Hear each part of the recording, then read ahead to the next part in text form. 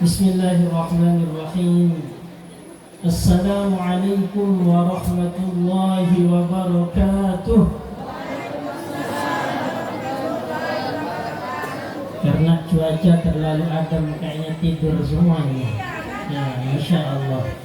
Jadi biar agak bangkit dan hidup kembali, saya tambah salamnya dulu. Assalamualaikum warahmatullahi wabarakatuh.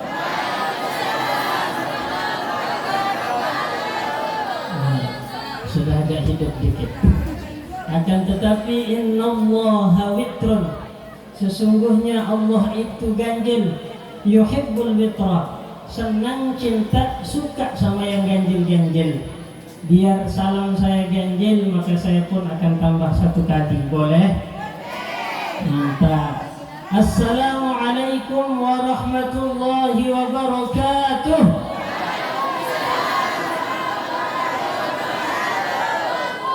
Alhamdulillah, wassalatu wassalamu ala rasulillah Sayyidina wa maulana Muhammadin ibn Abdullah wa ala alihi wa sahbihi wa man walah, wa la hawla wa la quwwata illa billah.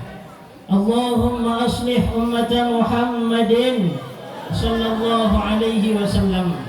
Kayaknya jamaah Darul Quran wal Hadis Gentungan pelit-pelit ini. Mohon maaf Pak Yai.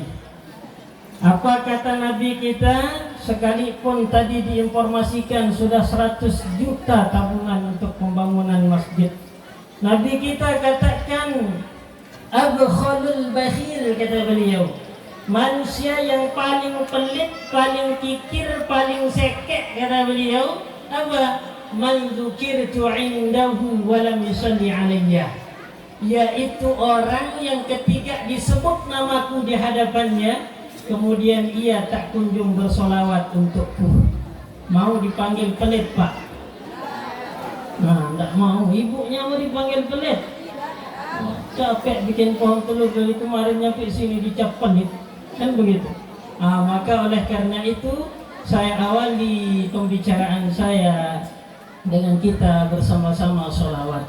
Allahumma aslih ummata Muhammadin sallallahu alaihi wasallam wa farrij an ummati Muhammadin sallallahu alaihi wasallam warham ummata Muhammadin sallallahu alaihi wasallam wanshur wahfaz wa ayyid nahdatal watani fil alamin bihaqqi Muhammadin sallallahu alaihi wasallam. Subhanaka la ilma lana illa ma 'allamtana innaka antal alimul hakim wa la hawla wa la quwwata illa billahil aliyyil azim. Amma ba'd. Yang terhormat para pejabat pemerintah se-Sulawesi Barat yang sempat hadir pada kesempatan hari ini, mobil khusus yang saya tengok pakaiannya saat ini Kapolsek Taluku ya. Begitu juga dengan para pejabat yang lain yang tak bisa kami sebut satu persatu, namun tak mengurangi rasa hormat kami sebagai pembicara, yang sama-sama kita hormati dan insya Allah dimuliakan oleh Allah Subhanahu wa Ta'ala. Pembina pengurus wilayah Nahdlatul Watan Sulawesi Barat yang sama-sama kita hormati dan insya Allah pula dimuliakan oleh Allah Subhanahu wa Ta'ala. Ketua pengurus wilayah Nahdlatul Watan Sulawesi Barat yang sama-sama kita hormati dan insya Allah pula dimuliakan oleh Allah Subhanahu wa Ta'ala. Seluruh pengurus daerah yang sempat hadir se-Sulawesi Barat, mobil khusus yang saya lihat kehadirannya pada kesempatan hari ini, pengurus daerah Nahdlatul Watan Kabupaten Mamuju Tengah. Sesingkatnya, hadirin hadirat, jamaah maulidan, bapak-bapak, ibu-ibu, para tamu undangan, santri santriwati, besar tak disebut gelar, kecil tak disebut nama. Insya Allah kita semua yang hadir di pesantren ini, di masjid ini, di majelis ini dimuliakan oleh Allah Subhanahu wa Ta'ala. Amin. bersyukur kepada Allah Subhanahu wa taala karena pada kesempatan hari ini Allah kumpulkan dan pertemukan kita semua dalam keadaan sehat wal afiat. Namun mohon maaf sebelumnya, niat hadir ke sini untuk ngikutin pengajian, ternyata malah disuruh berdiri di depan Bapak Ibu. Namun berarti yang berdiri saat ini lebih hebat daripada yang lain. Akan tetapi maka tetap bersyukur atas acara kita pada kesempatan hari ini, Maulidan. Sekalipun sebagian orang mengatakan bahwa kegiatan yang kita lakukan saat ini adalah merupakan perkara bid'ah, perkara baru, perkara yang akan menjerumuskan kita ke dalam api neraka. Andai betul maka saya tak mau juga disuruh ceramah. Kenapa? Yang paling besar api nerakanya nanti yang pidato. Maka saya tidak mau. Maka karena saya yakin perkara yang kita lakukan saat ini betul benar, maka apa pesan dari ulama kita? Dalilul hal afsahu min dalilil maqal, min dalilil maqal. Dalil yang berupa keadaan kita saat ini, yang kita lakukan saat ini jauh lebih afsah, lebih benar daripada dalil yang hanya sekedar dengan ucapan belaka. Kenapa demikian? Andai maulidan yang Bapak Ibu semua kerjakan saat ini salah, apa mungkin ulama-ulama kita dahulunya akan membiarkan kesalahan ini berlanjut sampai sekarang? Di Sulawesi ada Syekh Abdul Rahman Ambok Dale, ada Syekh Yusuf Al-Makassari, ada Imam Lapio dan seterusnya. Apa kita ragukan keilmuan mereka untuk menyalahkan apa yang kita lakukan saat ini? Tentu tidak. Karena kita temukan saat ini, maka insya Allah ini berarti dalil hal untuk kita, dalil yang memperbolehkan kita melakukan itu. Bapak Ibu sekalian yang insya Allah dimuliakan oleh Allah Subhanahu wa taala, saya tanya dulu, Ibu, saya dikasih ngomong berapa menit ngomong-ngomong ini? Saya mau lihat jam, saya tidak punya jam. Saya mau lihat jam di HP saya tertinggal di bawah. Jadi kalau saya sudah agak lama, berasa agak lama berdiri, insya Allah saya duduk sudah. Jangan ya. Oke lah, insya Allah 10 menit lah. Karena ada 2 katanya pengajiannya tadi. Yang kecil insya Allah sekitar 10-15 menit. Kalau tadi pimpinan pesantren kita di sini menyampaikan sebuah hadis dari Rasulullah Shallallahu Alaihi Wasallam, maka saya perjelas dan perkuat lagi dalil yang beliau sampaikan telah dirubah menjadi sebuah lantunan syair oleh Syekh Al-Hafidh Syamsuddin Ad-Dimashqi. Ada ulama Bapak Ibu sekalian disebut Al-Hafiz di depannya, berarti ulama tersebut sudah menghafal paling tidak 300.000 hadis. Berapa Pak? 300.000 hadis. Kenapa saya tanya-tanya biar tidak ngantuk? Biasanya kalau saya ngomong sendiri tidur orang. Ya, maka 300.000 hadis. Ada orang-orang kiai-kiai saat ini baru hafal 1-2 hadis mengatakan maulidan bid'ah. Itu pun baru dihafal kalau laptop dan HP-nya hidup. Laptop, HP-nya mati juga hadisnya. Ini mengatakan bid'ah yang kita lakukan. Apa kata Syekh Al-Hafidh Syamsuddin Ad-Dimashqi? Beliau katakan, "Idza kana hadza kafiran ya'dhamuhu bitabbat yadahu fil jahim mukhallada." Di pesantren ini ada yang satu alumni dengan saya, Ustaz Ismail beserta istri beliau. Insyaallah beliau pun banyak menghafal syair karena kami alumni ya di tempat yang sama. Ada. Beliau katakan, apabila si Abu Lahab, si kafir sudah datang dengan segala macam jenis cercaan dari Allah Subhanahu wa taala, bitabbat yadahu fil jahimi mukhalladah, sudah dikekalkan dalam api neraka berdasarkan surah Allah, dicaci maki oleh Allah si Abu Lahab. Akan tetapi sekalipun dicaci maki oleh Allah, ata'annahu fi yawmin itsnain daiman yukhaffafu anhu lis sururi bi ahmada, kata beliau. didatangkan dalam sebuah riwayat, dalam sebuah hadis, sekalipun hadisnya disebut dengan hadis musalsal, tapi tetap kita pakai. Apa itu hadis musalsal? Nanti belajar di pesantren, karena kita tidak bahas hadis sekarang, tapi bahas maulid. Nah ini didatangkan dalam sebuah riwayat, sebuah hadis, bahwa setiap hari Senin siksa dari Abu Lahab diringankan oleh Allah Subhanahu wa taala. Kenapa? Yukhaffafu anhu lis-sururi bi Ahmada. Saking senangnya ketika Nabi sallallahu alaihi wasallam lahir.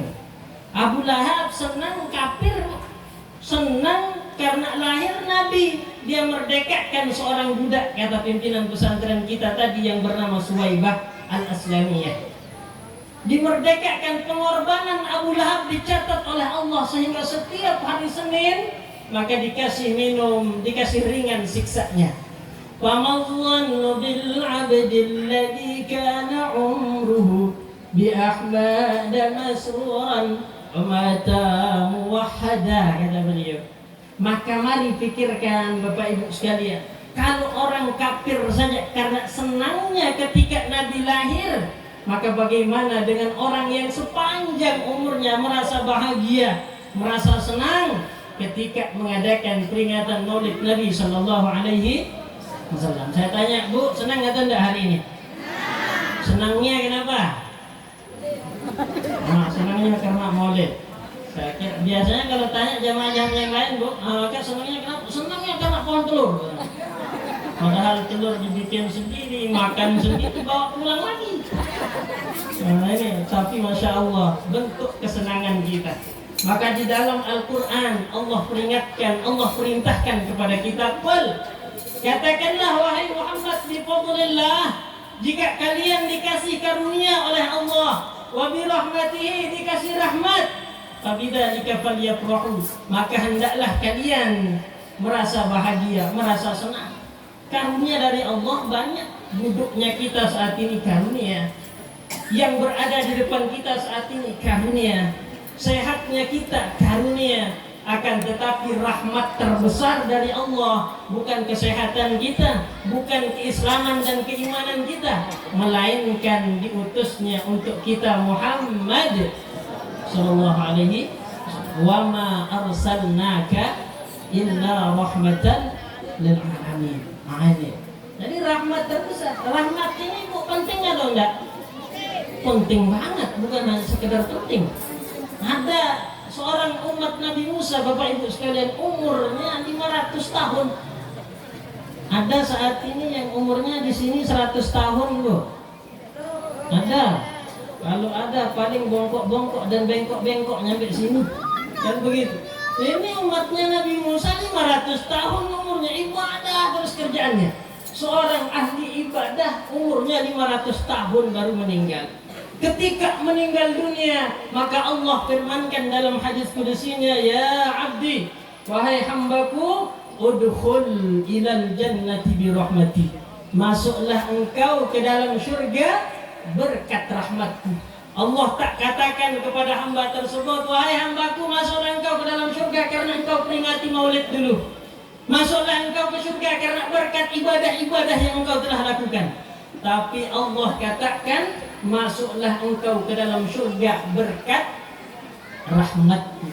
Maka Bapak Ibu sekalian, rahmat ini sangat penting untuk kita.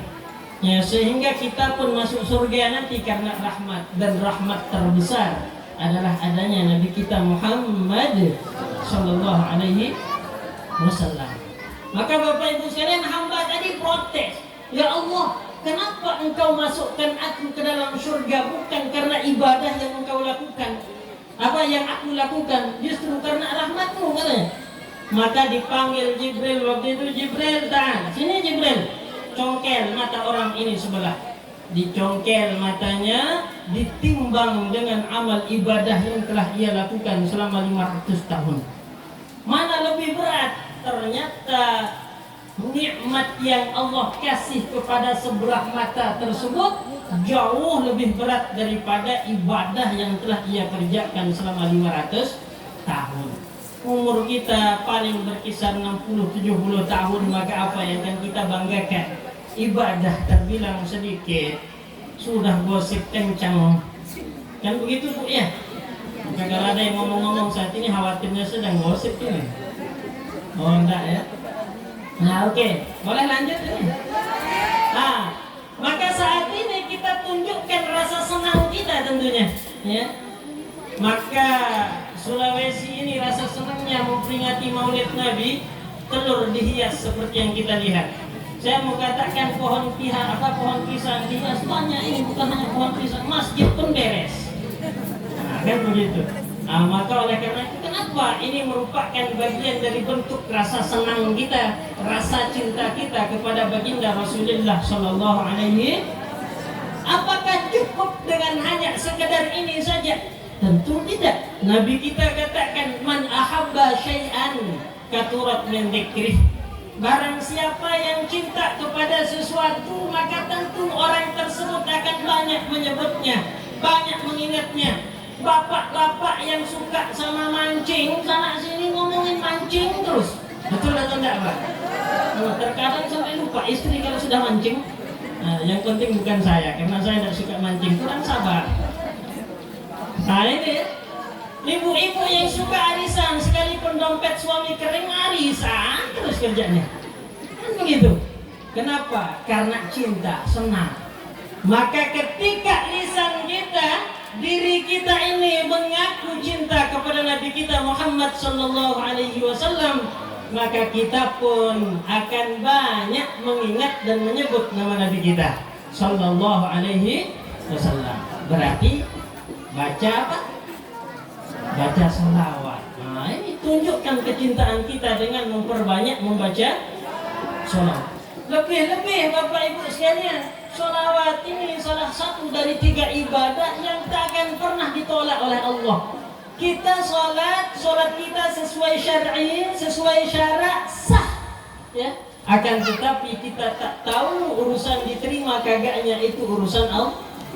Kita puasa sesuai dengan syarat, puasa kita sah, haji kita sah.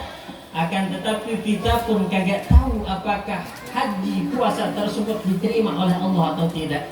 Maka ulama katakan salasatun maqbulatun 'indal 'amal in hadara al-qalbu ladaiha aw ghafal qira'atul qur'ani ma' salati 'ala an-nabi kamil as-sifati wa hasbunallahu ila akhiriha fasma' maqalati wa kun muntabiha. Nah, sudah sampai sini saja dalilnya. Nanti kita perpanjang lagi. Nah, itu ya. Jadi, talatatun maqbulatun, ada 3 amal yang terus-menerus akan diterima oleh Allah Subhanahu wa taala. Nah, itu in hadaral qalbu ladaiha awwal, hadir kagak hadirnya hati kita, khusyuk kagak khusyuknya hati kita ketika mengerjakan 3 amal tersebut, maka amal tersebut akan tetap diterima oleh Allah Subhanahu wa taala. Kira-kira jamaah yang hadir mau amalkan enggak yang 3? Mau.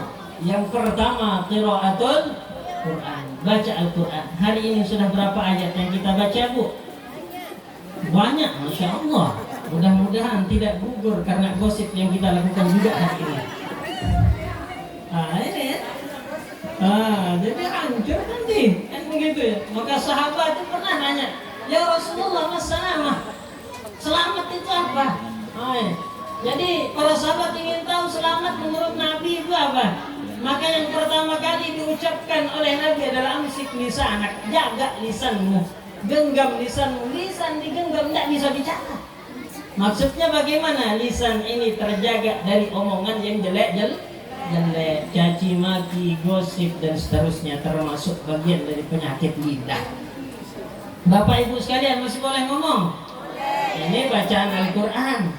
Gitu. Dulu guru kami, nantilah belakangan dulu. Ya, yang kedua, amalan yang akan selalu diterima maqsalati 'ala nabi kamil sifati, membaca sholawat kepada Nabi yang sempurna, dia punya sifat, baginda Rasulullah Muhammad sallallahu alaihi wasallam. Jadi banyak-banyak kita bersolawat. Nah, itu. Kemudian yang ketiga, wa hasbunallahu ila akhirih, membaca hasbalah. Hasbunallahu wa ni'mal wakil, ni'mal maula wa ni'mal nasir. La haula wa la quwwata illa billahil aliyyil azim. Tiga ini usahakan kita lakukan, kita amalkan dalam keseharian kita.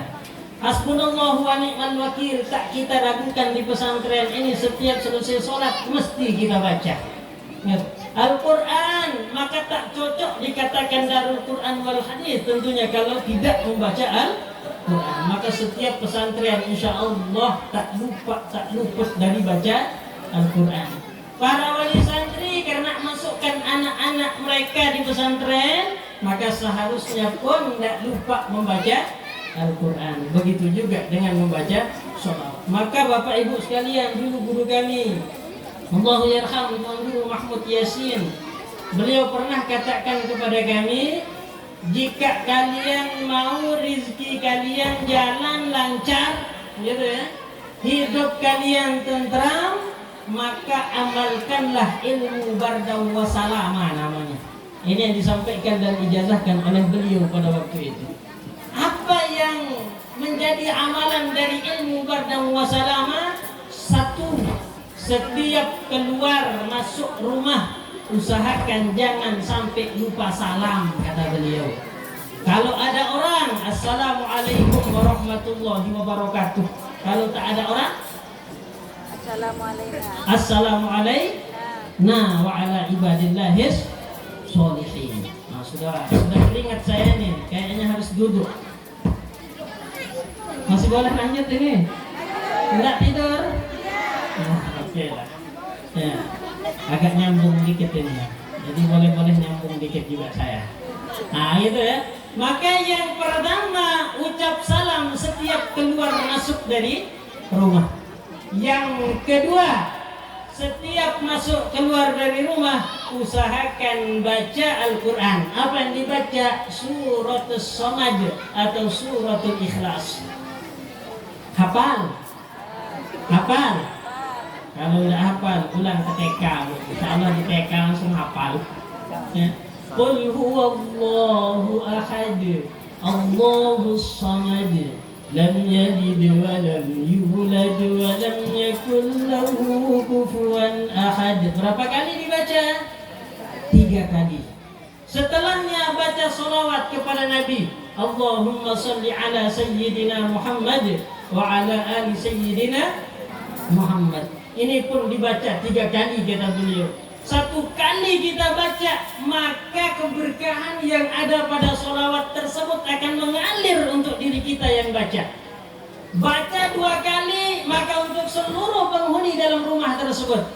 Baca 3 kali, maka tetangga-tetangga kita pun akan dapatkan berkah dari sholawat kita. Jangan nanti ibu-ibu katakan, kalau saya Pak Ustaz cukup 2 kali aja lah. Iya, tetangga melarat nggak apa-apa. Sulit sekali. Nah itu ya, jadi kita usahakan baca 3 kali. Biar diri kita, seluruh penghuni rumah kita dan tetangga-tetangga kita mendapatkan keberkahan dari lantunan sholawat yang kita baca. Masih boleh ngomong? Oke. Ini cara menunjukkan kecintaan kita yang pertama. Tadi baca apa? Nah, baca sholawat. Saya kira tak ingat. Kalau tak ingat sungguh terlalu artinya. Yang kedua, kita tunjukkan kecintaan kita kepada Rasulullah. Tak cukup dengan hanya bikin pohon telur dan selanjutnya, akan tetapi kita pun gemar melaksanakan syariat-syariat Islam kita. Kalau ada orang ngaku cinta kepada Nabi tapi tak mau bersolawat, tak mau sholat, ini syariat Nabi kan begitu ya? Maka ini bukan orang yang cinta kepada Nabi kita.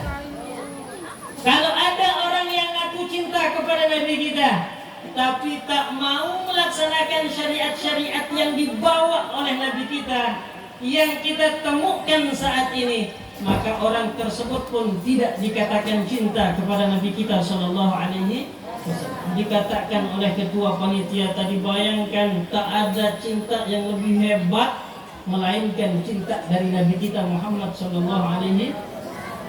Maka beliau, Bapak Ibu sekalian, pernah menangis, sejadi-jadinya menangis pada suatu malam. Nangis mikirin apa? Bukan mikirin istri-istri beliau, bukan mikirin anak-anak beliau, akan tapi yang beliau pikirkan adalah umat beliau, kita semua. Beliau pikirkan. Maka datang malaikat Jibril, "Limada tabki ya Muhammad?" kata beliau. "Kenapa engkau nangis wahai Muhammad?" Maka Nabi kita menjawab, "Ukhawifu ala ummati." Saya khawatir akan nasib keadaan dari umatku, kata beliau. Nangis sejadi-jadinya. Maka lapor malaikat Jibril, bukan karena Allah tak tahu, tapi menunjukkan kekuasaan Allah Subhanahu wa ta'ala. Ya Allah, Habibuka Muhammad bukaan syadida, ya beki bukaan syadida. Ya Allah, kekasihmu Muhammad, ya beki menangis bukaan syadida, dengan sejadi-jadinya. Nangis sedih Nabi sallallahu alaihi wasallam. Yukhawifu ala ummati. Beliau khawatir akan umat beliau. Maka waktu itu turunlah ayat dari Allah Subhanahu wa taala melalui malaikat Jibril. Wa ma kana Allahu liyu'adzibahum wa anta fihim, kata Allah. Busyira ya Muhammad, ada berita gembira untukmu wahai Muhammad, kata malaikat Jibril. Wa ma kana Allahu liyu'adzibahum, Allah tak akan pernah mengazab suatu kaum wa anta fihim, selama ada engkau di situ wahai Muhammad. Saat ini kita sadar Nabi kita sudah wafat, Nabi kita tak ada di tengah-tengah kita. Maka bagaimana PR untuk kita semua? Bagaimana kita mengadakan Nabi kita di tengah-tengah hidup kita? Kenapa bisa banjir di sana sini di Sulawesi? Kenapa musibah terus turun dari Allah Subhanahu wa ta'ala? Kenapa? Karena umat beliau sudah lupa kepada syariat-syariat beliau. Maka mari sama-sama kita renungkan, kenapa musibah-musibah ini terus turun sejadi-jadinya untuk kita.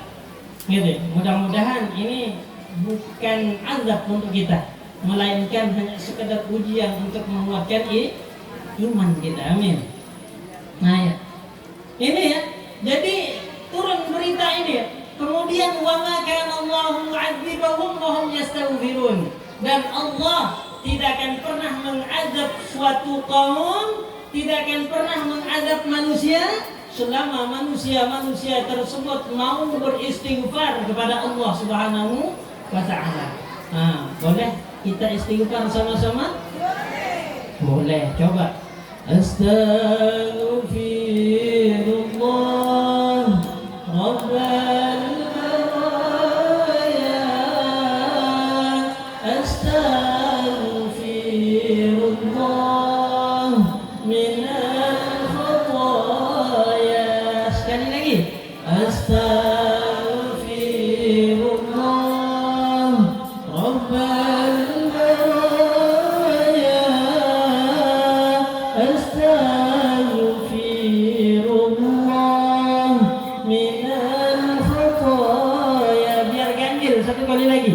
Astaghfirullah Rabbal baraya, astaghfirullah minal khataya. Oke, masih boleh nambah, Bu? Boleh. Jam berapa tapi ini? Karena ada yang lain lagi ini. Jadi satu adalah saya contohkan sedikit. Kalau ada nanti yang mengatakan yang kita lakukan ini salah, bid'ah, masuk neraka ketika kita kerjakan, maka mari kita lihat ada beberapa sahabat yang melakukan bid'ah pada masa Nabi Sallallahu Alaihi Wasallam. Contoh Bu Sayyidina Bilal ibn Rabah.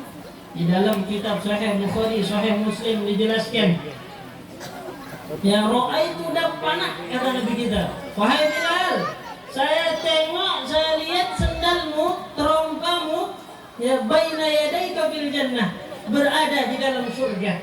Ini kata Nabi, ma'amaluk, apa yang kau amalkan? Ya, amalan dari Sayyidina Bilal tak ditahu oleh Nabi Sallallahu Alaihi Wasallam. Amalan dari Sayyidina Bilal tak pernah dibuat oleh Nabi Sallallahu Alaihi Wasallam, padahal Nabi masih hayat. Ya, maka sendalnya sudah terdengar di surga ketika Sayyidina Bilal masih nongol hidup di dunia.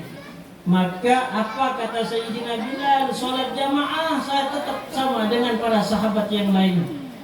Ya, maka amalan ini tidak mungkin menyebabkan sandalku lebih dulu masuk surga. Yang begitu. Kalau saya katakan karena sedekah saya ini orang miskin ya Rasulullah, mantan budak. Ini Sayyidina Bilal, maka apa yang bisa saya sedekahkan? Sementara Masya Allah, jamaah gantungan sudah 100 juta tabungan untuk pembangunan masjid. Betapa murah hatinya Bapak Ibu sekalian, insya Allah. Nah ini, maka apa kata Sayyidina Bilal? Cuma satu amalan yang tak pernah saya tinggalkan. Apa itu? Salat 2 rakaat setelah saya berwudu. Maka kita temukan saat ini ada salat sunnah wudu. Pernah kita lakukan? Pernah, Masya Allah. Ada juga yang teriak belum ini. Nah ini ya.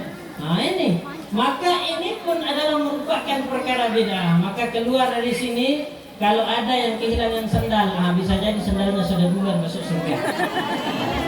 Mudah-mudahan bukan sandal saya, tidak ada saya pakai pulang. Jauh dari pasang kayu yang di sini sandal tidak ada. Kan gawat. Pernah saya sampaikan di jamaah, keluar dari masjid sholat asar, hilang sandal saya. Wah, luar biasa ini ya. Ternyata masuk duluan ke surga.